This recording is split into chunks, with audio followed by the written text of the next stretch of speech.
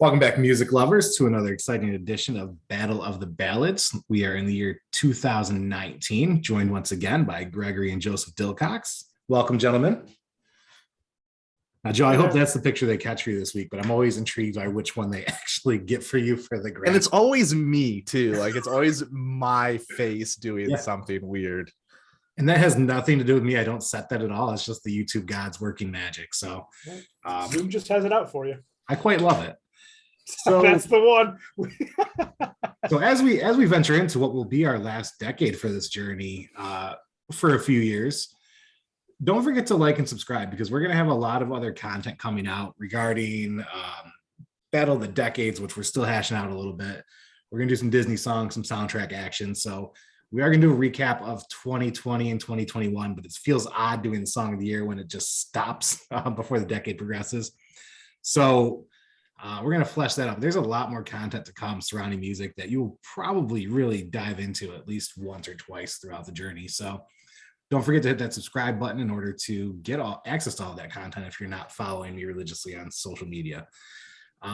Even if you are following him religiously on social media, because I'm the one who sees everything he posts. And I literally see everything he posts. So he doesn't see shit I post, but I see everything he posts. I don't see a damn thing. I see like 3 people on my feed, and that's it. And they're all people. Because your feed is 100,000 posts a day of yourself. So it is. It's that, and then like the 700 people that I'm in business for comic books with. So I don't see a lot of people's stuff.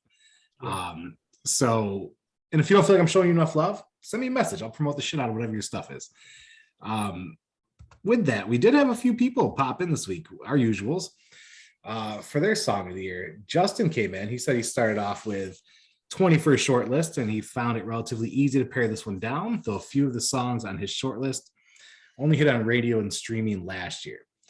So I think he was going through song facts, because it said, oddly, nothing in his top 10 went beyond the letter K. He had Youngblood with Halsey and Travis Barker, 11 minutes. The Weeknd, Blinding Lights. 24K Golden, City of Angels. Posty with Circles. Matt Mason with Cringe. Posty with Future and Halsey, Die For Me. Marshmallow with Churches, Here With Me. MGK with Youngblood and Travis Barker, I Think I'm Okay. He said, Dan, you know your daughter will be singing his songs to annoy you, and she already does. I cannot stand MGK. Bastille with Joy, and Backseat Lovers from Kilby Girl. Ellen Sadler, who became a Weeknd fan out of nowhere, and I love that, because I've been talking about the Weeknd for a lot of years before he was even a thing. Blinding Lights, and she said, damn, this earworm, I love it so much. Show Yourself by Idina Menzel and Evan Rachel Wood, the best song from the Frozen 2 soundtrack. Melon, don't shoot me, but I don't think there was a good song on the Frozen 2 soundtrack. I'm just going to say it. Sorry. Oh, hard disagree. I despise that one so much after the first one. Lost in the Woods? Some things never change, and it's you being a hater, Dan. I love the first Frozen soundtrack. I rock that shit weekly. How Do You Sleep from Sam Smith. Courage from Celine. Oh, she found a Celine song this year. Girl from Maren Morris. Circles from Post Malone. And I Hope You're Happy Now from Carly Pierce and Lee Brice. I have heard of Lee Brice, so I'm guessing that's a country song. And then Greg, your buddy Chirp chimed in on an actual official Facebook post this week. Hey, he usually chimes on my Facebook post, which is official Facebook post. I just opened Facebook several times to post it and just never posted it. So he said I also forgot to post it this week. He said he thought he was going to have next to nothing for this year, but was quite mistaken. Feel Like Crab from Hot Mulligan. Do It Again from Potty Mouth, which I forgot all about. To be honest, No Reason to Believe from Spanish Love Songs. Medicine from Tiny Moving Parts. Swiped Out from Future Teens. Gloria from the Lumineers. Dress Up from The Regrets. The Lioness from Frank Turner. Has Frank Turner made his list every year? Pretty much. Yeah, Frank Turner, like, nice. Pretty prolific since he hit the States to release music. Also, Yeah. I don't know when he records it, since he tours nonstop. I think right. One of the tours, Chirp saw him open and close his US tour, like I think 13 or 14 months apart in Ohio and Pittsburgh. So like, that's awesome. I've actually been listening to a lot more Frank since we started this too, because he pops up every week. I'm like, oh yeah, I forgot how much I like him. Stay from Pronoun, Bringing It Up from Jetty Bones. Running Toward the Light from Aaron West and the Roaring Twenties. Doc Gooden from the Mountain Goats. Dylan Thomas from Better Oblivion Community Center. Corner's Dilemma from Free Throw. The Man from Taylor Swift. And he threw a cover in there, which struck a chord with me. I'll talk about it later. But he said, "Love This Is Me" by Newfound Glory. Never even saw The Greatest Showman, which it's from. And he said he'd be remiss if he didn't mention the Menzingers. All of Hello Exile is excellent, but he's partial to Strawberry Mansions. So, two things. Love That We Connect Over song. I'd also never heard of half that list. So that led to me listening to quite a bit of music today while typing my notes, which led to some nice ear candy. So I love it. That's the type of stuff I was hoping for with this show, is an introduction to music. There's quite a bit of stuff that is more in the indie stuff. And like I said, I stopped listening to new music, probably the last 5 years or so. So that was nice to hear some stuff I had never heard. So Church, thank you for bringing those into the light. A very welcome addition there. And Justin and Ellen, thanks for hanging with us every week. It's amazing. I love that you get a kick out of this. And we were actually listened to on the slopes while Justin was snowboarding last week. So that's pretty awesome. Now, Gregory, debuts for this year. I didn't find a ton. What'd you come up with? Well, and I'd almost thought about not doing debuts the last couple of years simply because I'm like, fuck, everything we know has already come out. But actually, this year was a pretty good year for debuts. The band Fever 333, Maggie Rogers, who I believe is British, she did have one song crossover to the mainstream here in the US, which I will get to here shortly. Chirp mentioned Dylan Thomas' track from Better Oblivion Community Center. Their debut / only album was this year. That's a super group. It's Phoebe Bridgers and Conor Oberst. I'm going to have a lot to say about that album here coming up. But Boogie, Jack and Jack, The Japanese House, which is a Brit indie pop group. Orville Peck, who I feel like I've heard so much in the last few years, it just feels like he's been around for forever. But 2019 was his debut. Billie Eilish had the debut actual album come out in 2019. Olivia O'Brien, not the Olivia Dan's waiting for, but Lil Nas X, the EP came out, not the album, but I figured since the album was going to be the next decade, and this EP was fucking everywhere, like it had to get mentioned here. Kim Petras, who is from Europe somewhere, I'm forgetting where, but really fun album, but nothing I really love from her was off this album. It's just a good background album.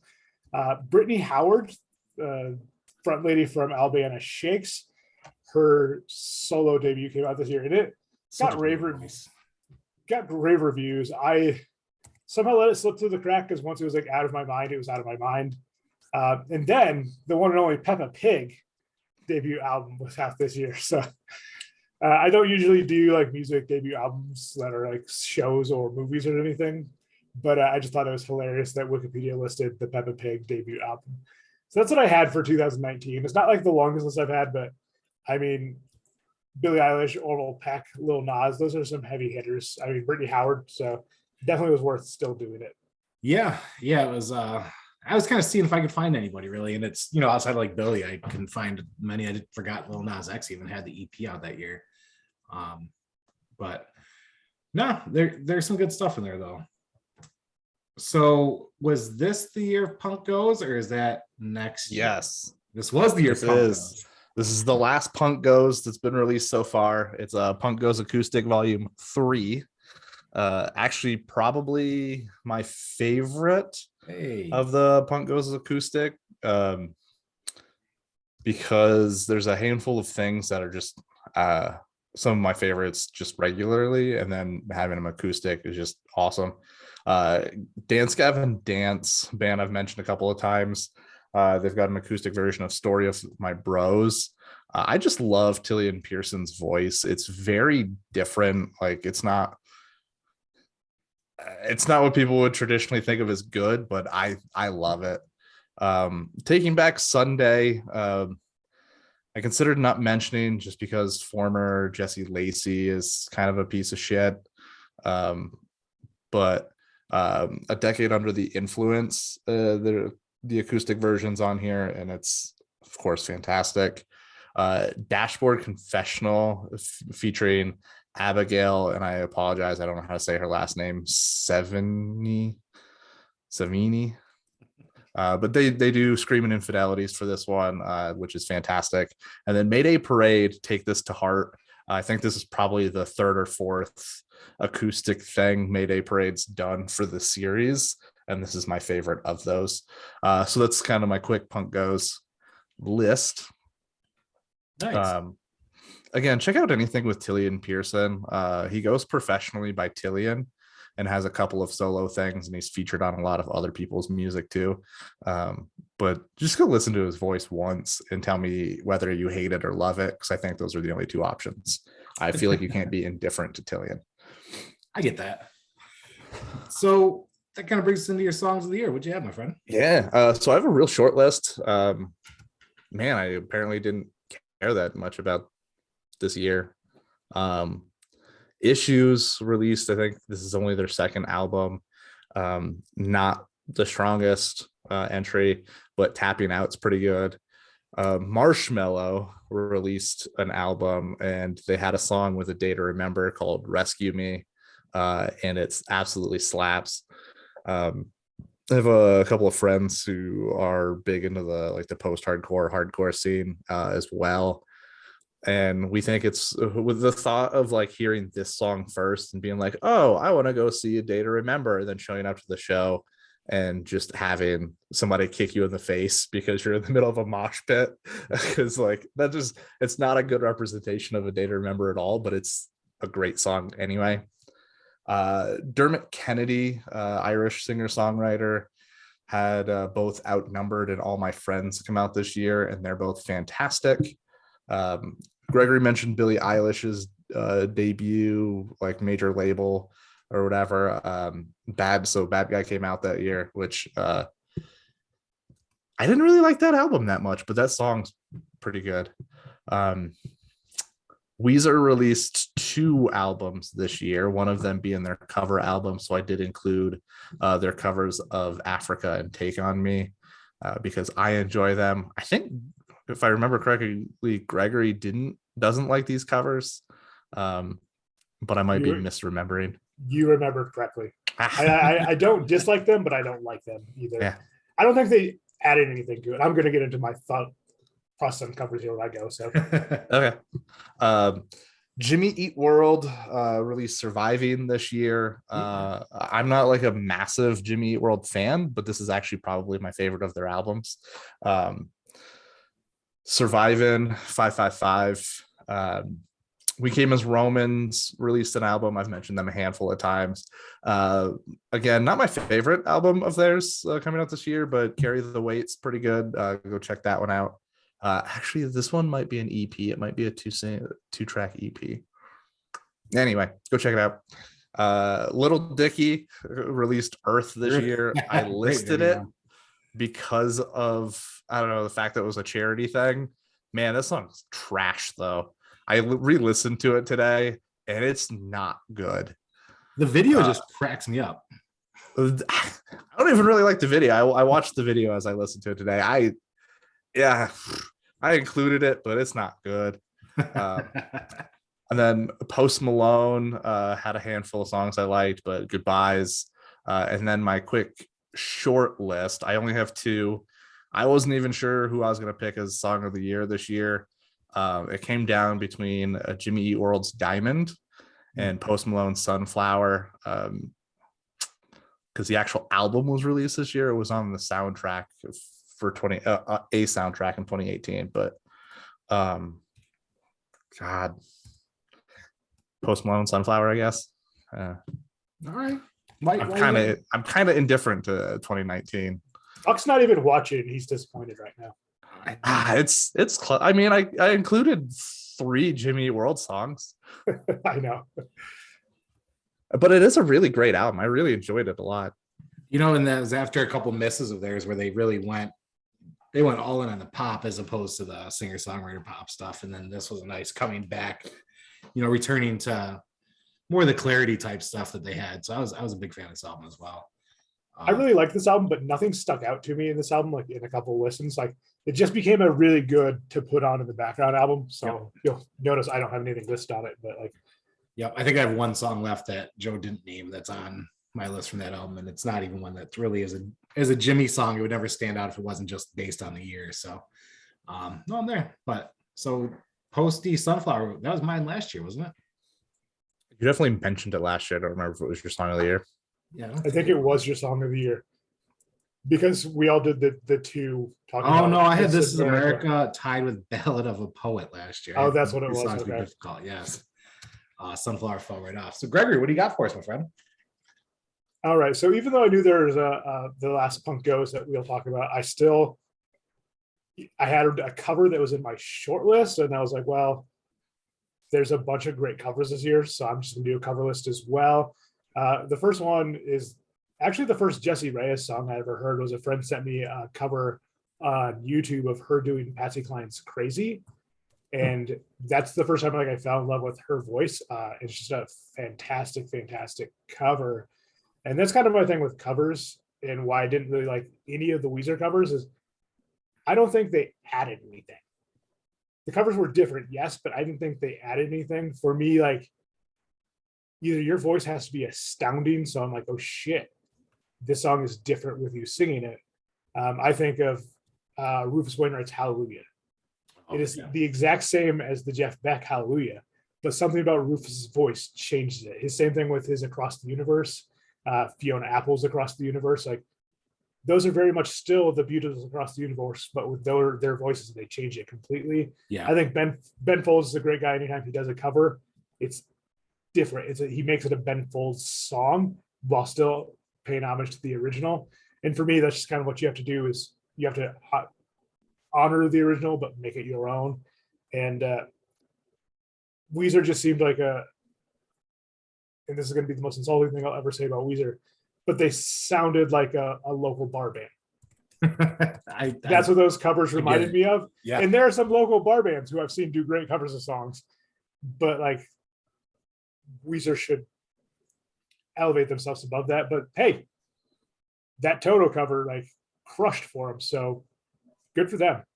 But yeah, Better Oblivion Community Center. I said I would have a lot to say about them, but when Sherp and I saw them, they played a lot of Phoebe's tracks, and they played a lot of Connor's tracks throughout the different things. A lot of the Bright Eyes stuff, some of the Connor solo stuff, some of the Mystic Valley River Band or whatever that his folk band was he had for a while.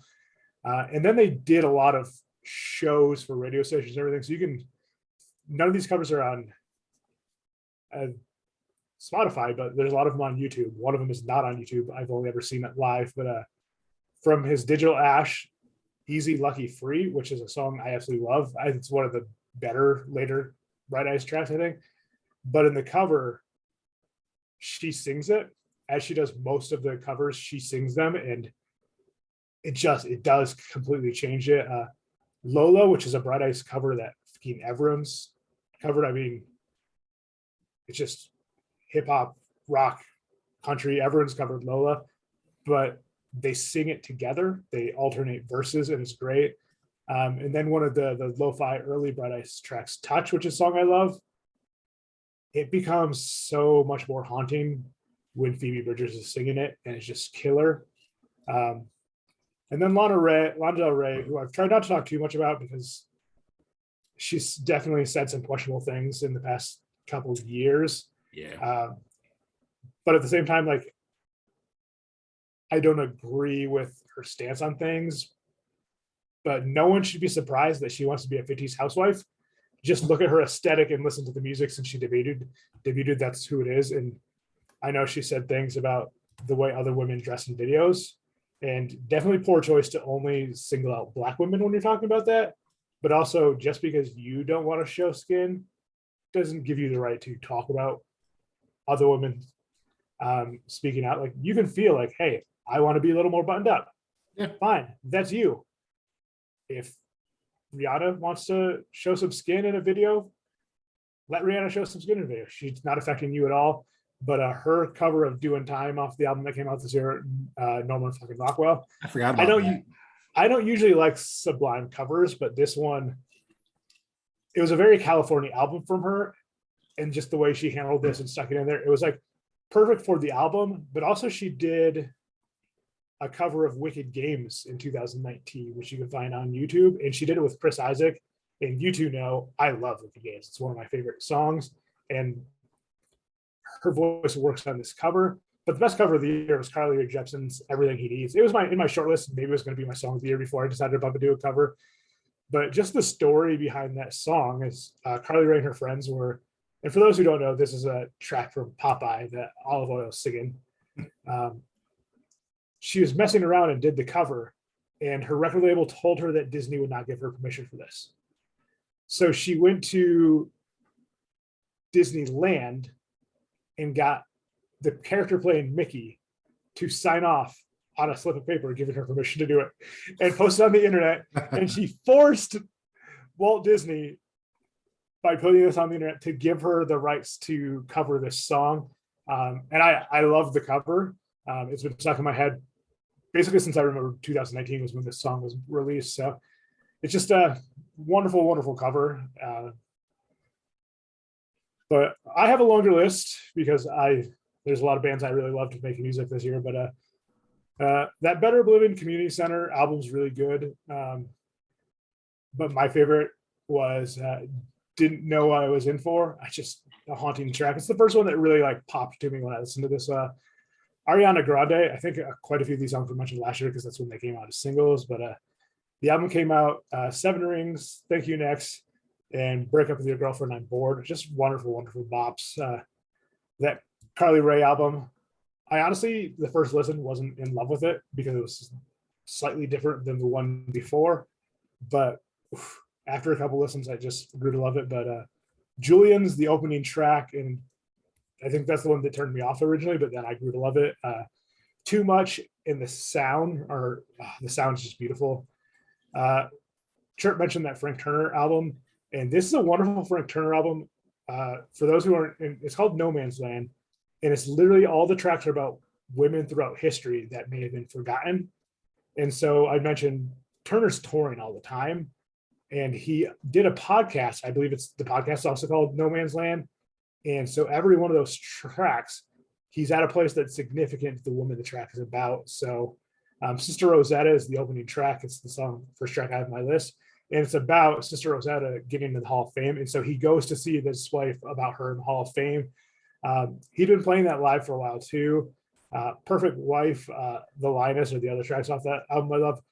Listen to the album, listen to the podcast. If you're like, shit, I got nothing to do today at work, put on this podcast and listen to Frank Turner talk about like the history of these women. And he's usually talking to a historian who knows about a lot about the women too. And it's just a really, really great listen. I was telling Joe earlier this afternoon, I forgot how much I love the Charlie Bliss album that came out this year. I think because the first single was the song Chat Room, which I've grown to enjoy, but not love. And I wasn't huge on Chat Room, so I kind of soured on the album quickly. But Capacity, Camera, and Bleach are just fantastic. Norman fucking Rockwell, the title track from that Lana. You have to be in a mood to listen to Lana Del Rey. Not that she's anything like the old like singer songwriters of the 50s and 60s, but it's the same thing. Like I love to put on Ella Fitzgerald, but I have to be in the mood to put on Ella Fitzgerald, and that's where Lana Del Rey fits in that I'm in that mood for this tonight. But Norman fucking Rockwell is just such a great track. I think it being the opening track and the title track was perfect for her because that bolstered the album more than probably deserved. Aaron West in the Roaring Twenties, the front man from the Wonder Years, in a more instruments, more mellow music. This album just feels personal listening to it. But Just Sign the Papers, Bury Me Anywhere, Rosa and Reseda are the tracks I really love off that. That Mountain Goats album was really, really fun. It was basically a sci-fi Dungeons and Dragons themed album. So it's kind of one of those you have to listen to in its entirety. But Passaic 1975 and Younger are the two tracks I really love off that. That Potty Mouth album is just really, really good. My 3-track run is going to come from this album, and it's 22, Starry Eyes, and Liar. I think it's the 3rd through 6th album tracks on the album. Don't quote me on that though. Then Future Teens, who I believe Chert mentioned. Alone at the Party, Swiped Out, Swiped Out I think was the track Chert had picked, but just really, really great tracks. The Regrets, California Friends, Pumpkin, and Dress Up. 3 I really loved off that. That Menziger album Chert mentioned is really, really good. America, You're Freaking Me Out was the opening track off that, and it's so great. and somehow is more relevant now than it was in 2019 when he released it. And it was really fucking relevant in 2019. So, but then High School Friend as well. And then folk punk band I've mentioned a couple times, and but local news legend released a split EP with a couple bands, and then her own album. But Get the Fuck Out of Here and Molar Teeth are my 2-track run for the year, and it comes off that album. And then my short list, Joe mentioned the Billie Eilish Bad Guy. He's right. This album deserved all the credit it got just because what it was, but I didn't like it nearly as much as I like Bad Guy, which is a stellar track. Want You in My Room was the track off that Carly Rae album I loved. Frank Turner's The Death of Dora Han. Probably not my favorite track off that album, but it's my favorite episode of the podcast to listen to. And that when you do a mixed media thing like that, that elevates the track a lot, I think. Blown to Bits by Charlie Bliss, I believe, is the opening track off that album. And it's just a bomb. Just a bomb. It's a bomb and a bop. Which is just wonderful. And then Future Teens, Frequent Crier. I didn't hear this until probably last year sometime, maybe the end of 2020. But I mean, just the mood of the world in isolation. Frequent Crier just, and it's about a breakup, not just life in general, but like, I feel like we can all relate to being down so much right now. And Frequent Crier is just wonderful. So that's going to be my track of the year, because I figured, why the hell not? We're going to end up picking This Is America, I think, for the track of the decade anyway. So let's go with Frequent Crier. Frequent Crier, huh? Frequent Crier. Now, who was the artist on that one? Future Teens. I don't know that track, actually. I'll have to check that out. Check out all the Future Teens. They're one of those bands, and I've loved this about a lot of like the modern, like indie punk, indie like pop, bubble pop bands, is when they switch between vocalists, and it'll be a female and a male vocalist, which is great. I mean, the indie band, the Canadian band Stars has been doing it for forever. They might have like a balance, like 50-50 split roughly on the albums. And I just really, it lets the band be a little bit more diverse. So I dig it. Nice. Yeah, I'm just updating the records as we speak, as we close out this decade. Beautiful. So my list is 16 songs and a 3-song short list. I had, Joseph, you mentioned that Jimmy Eat World album, All the Way Stay. I absolutely love that track, and I often forget that it's on that album. Like Greg said, that's one I could put on in the background and just kind of vibe with. I just saw that they are touring with Dashboard Confessional right now, or starting for the next year. And I'm like, wow, that'd be my dream concert if a pandemic wasn't going on. So a safe I can place. bet that Buck and Sam will be seeing that show somewhere. So Yeah, even with the 2 kids, I think they'll find time. I'm hoping that things are okay, or at least I can fit myself into one of those bubbles that they sell for children. I'll just put it over my face. A Safe Place to Land from Sarah Bareilles. Harry Styles gave us Adore You and Watermelon Sugar. I'm not a big fan, but to be honest, if I hear his songs, they're just in my head for days. You know what that album is, which is one giant bop. Yeah, it is. It's one of those things I say I'm not a huge fan, but like whenever I hear his stuff, I'm like, oh yeah, and then I just let it keep going. Before You Go from Louis Capaldi, which I think might have been his American debut, but I'm not positive. And I actually hate that song. It's just one that I've had in my head for about 3 years now. Well, it feels like 3 years, I guess 2. Posty with Enemies and Hollywood's Bleeding. I really do enjoy Hollywood's Bleeding. If I Can't Have You from my wife's second husband, Shawn Mendes. Hot Girl Bummer from Black Bear. Lover and You Need to Calm Down from Taylor Swift. My Type from Saweetie, who brought us a great McDonald's meal, I believe, last year. Great combo that she came up with there before the BTS one. One Less Day, Dying Young from Rob Thomas. It's actually really just a cool mix of vocals with the music, and he played around in the studio with this one, so it was a really different sound for him, but it was pretty fun. Went back and re-listened to it, and I still can't get behind that album. I tried today too. I only like that song off, and to be honest, we saw him in concert on that tour because when you ask Lauren what music she likes, she just says Rob Thomas. Like, that's it. And so I took her to that concert specifically, and I was so bored out of my damn mind. until he played a David Bowie cover. I think it was Let's Dance. And he did it so well. And I was out of my mind for that one song. And it wasn't even his song. But yeah, that's just not great. That was also a weird choice. The NBA playoffs chose that song as their song that year too, which was an odd choice as well. Say So from Doja Cat, Sucker from Jonas Brothers, Talk from Khalid, and The Bones from Maren Morris. Melon, you should like that one. And then my top three, well, my top two before my song of the year came down to Beautiful People from Ed Sheeran and Khalid.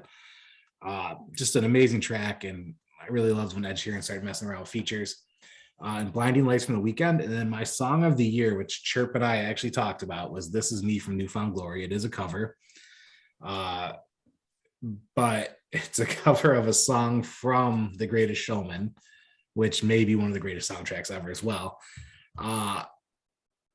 The lyrics of this song, like, I mean, it's in some ways they're so simplistic you'd expect it to come from like a Disney show, like a High School Musical type thing.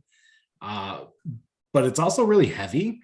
And just it's such a power song. It's a ballad. I would love like Adele to freaking take it on or something like that.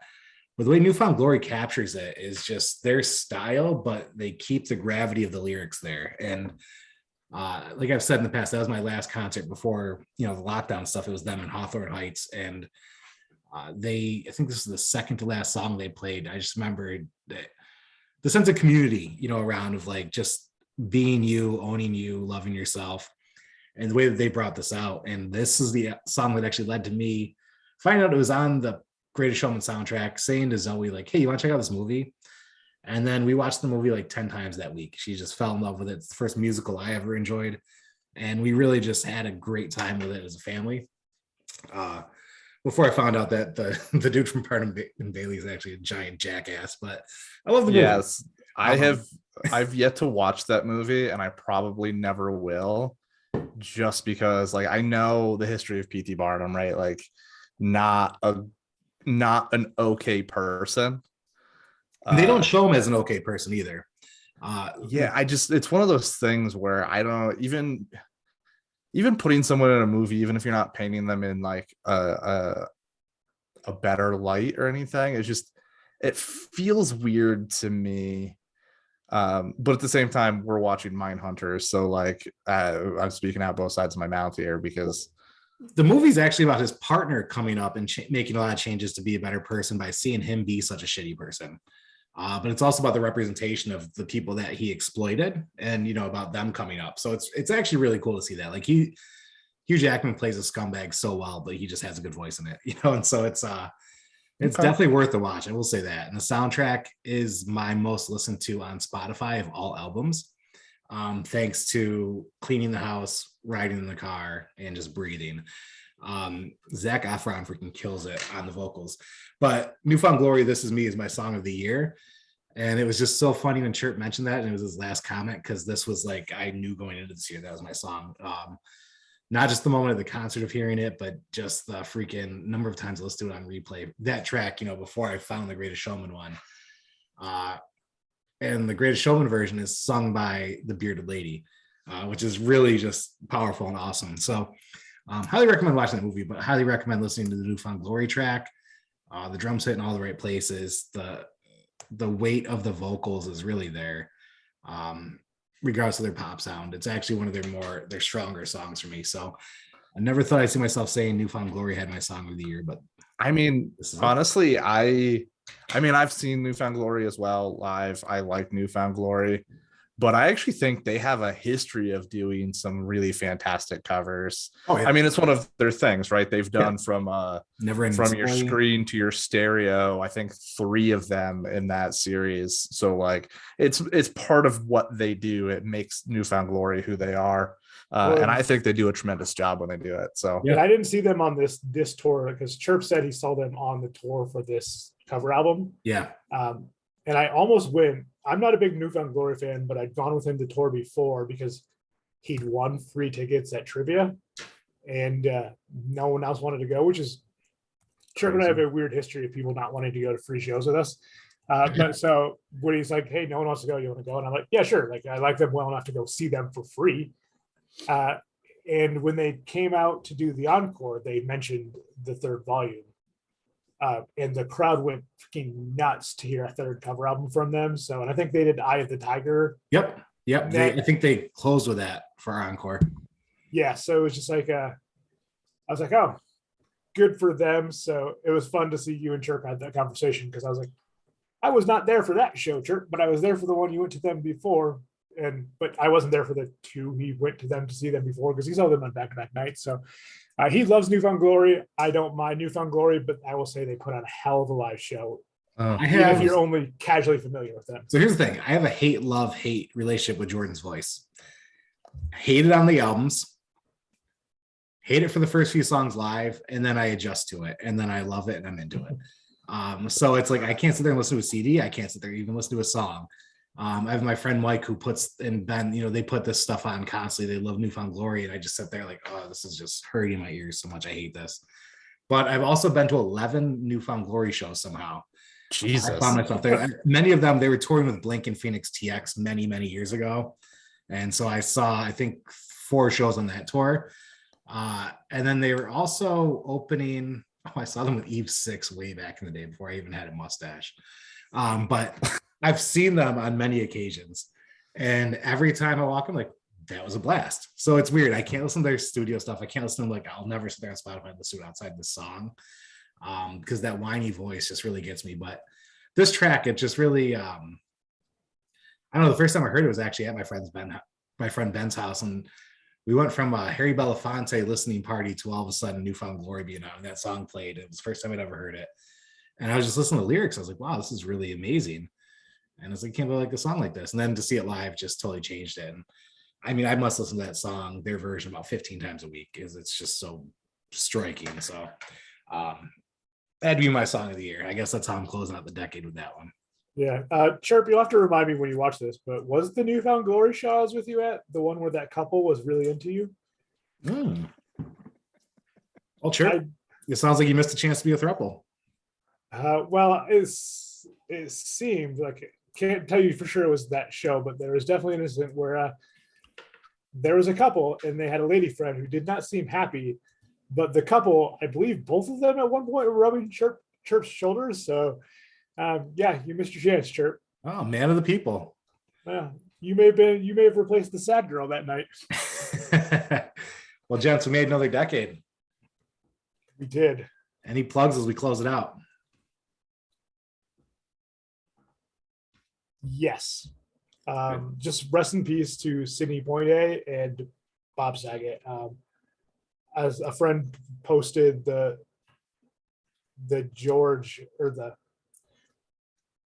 Garcia roast with the Gregory Garcia roasting Bob Saget, like that portion of it. Yeah. And first, like a gut punch, like with Garcia passing away years ago, like how, like I was devastated with that one, but to just see him do that roast, and he doesn't hold anything really back on Saget, and Saget loved every moment of it. And it was just a reminder that even though his act was filthy, he was just one of the kindest. Like no one said a bad word about him. I heard someone say even this week that even though he was problematic, he was just so funny. I'm like, no, his act was dirty. I've never heard a thing really problematic about him. Just some people didn't like how filthy his act was. And I feel like that's more because he was Danny Tanner than right. He was stand up telling dirty jokes. But just to see him, like, remembering back, he was just hysterical, laughing at everyone. But to see like the Gregory Garcia, like the way he's laughing about it, and you can tell he's saying something really, really kind and sweet to Garcia at the end. And I'm like, yeah, you fucking love people in stand-up comedy. And that, what a reminder that was seeing that. His wife and the words she's had to say about that. I mean, just one of the good people passing away. And obviously Sidney Poitier and like everything he's done. Yeah. One of the fantastic people as well. So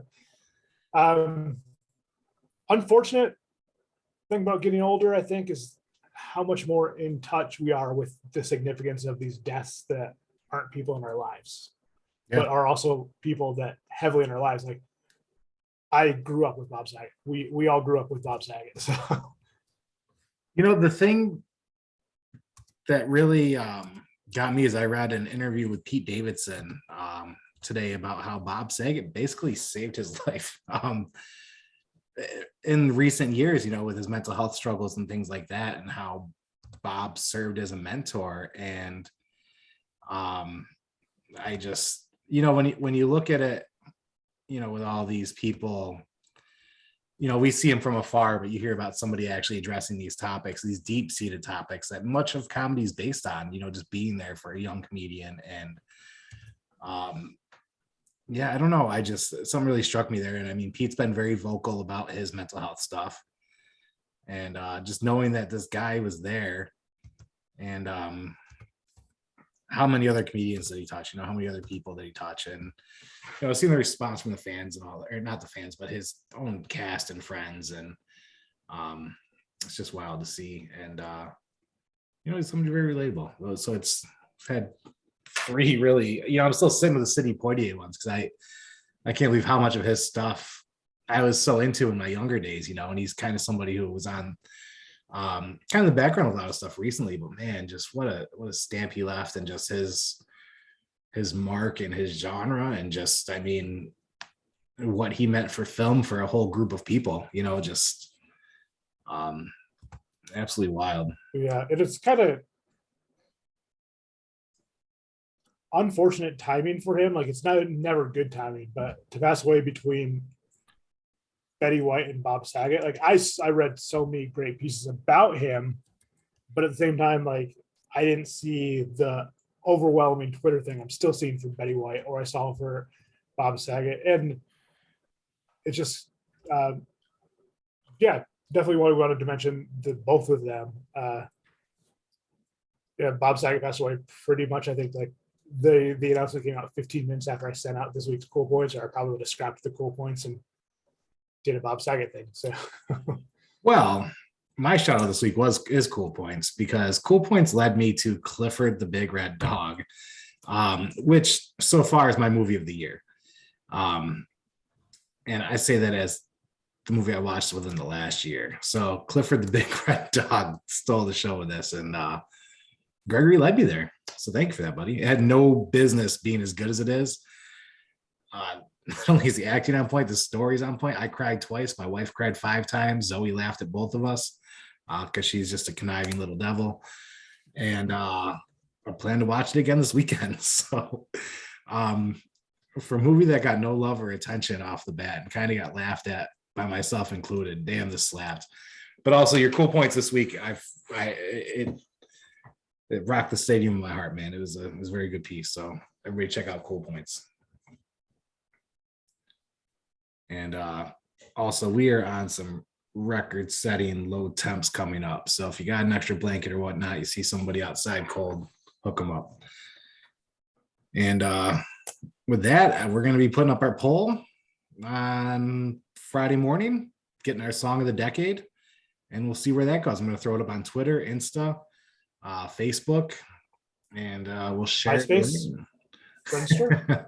I wish my MySpace account didn't become like some porn hacked account, because I had some quality content for my wedding on there, and the last time I had access to, like 11 years ago, was after it was hacked and became this like I don't even know the sites, but some weird adult content site. So I had been commandeered. They're the captain now, so life happens and it's funny. But yeah, thanks for joining us. This is our last decade for another decade, and we'll be here with the results next week. And we have a lot of exciting content that we're working out right now. So Gregory, Joseph made it through another one. And Did. catch Gregory and I next week on No Coast Defenders, where we'll be discussing Peacemaker. Also, a lot of exciting news in the realm of comic books. So Lots. yeah, my bookmark tab is filling up with some comic book stuff to talk about when we return. So Yeah. So we'll be back and fully healthy and ready to roll. And gentlemen, thank you for another solid edition of Battle of the Ballads. you, sir.